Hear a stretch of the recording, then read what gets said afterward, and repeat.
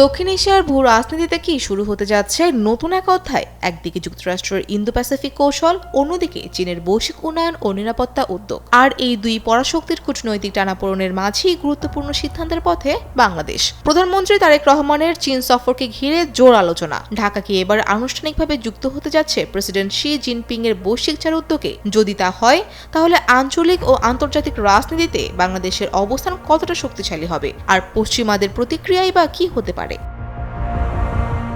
উন্নয়ন, নিরাপত্তা, সভ্যতা এবং সুশাসন, এই চার ভিত্তিকে সামনে রেখে বৈশ্বিক উদ্যোগ ঘোষণা করেন চীনের প্রেসিডেন্ট শি জিনপিং।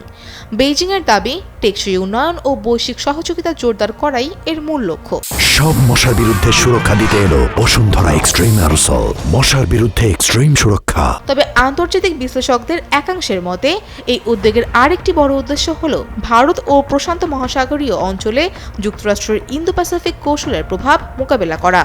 প্রায় 5 বছর আগে বাংলাদেশকে এই দুই বৈশ্বিক প্ল্যাটফর্মে যুক্ত হওয়ার প্রস্তাব দেওয়া হয়েছিল, কিন্তু ভূ রাজনৈতিক ভারসাম্য বজায় রাখতে এতদিন কোনো পক্ষেই স্পষ্টভাবে অবস্থান নেয়নি ঢাকা।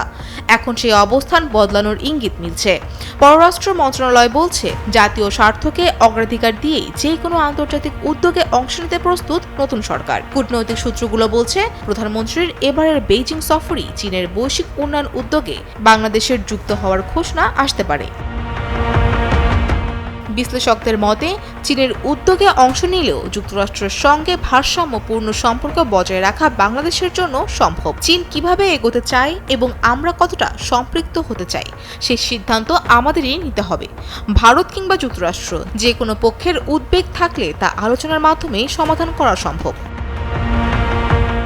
এদিকে সরকারি সফরে চীনের লিয়াওনিং প্রদেশে পৌঁছেছেন প্রধানমন্ত্রী তারেক রহমান। সঙ্গে রয়েছেন তার সহধর্মিণী ডাক্তার জুবাইদা রহমান।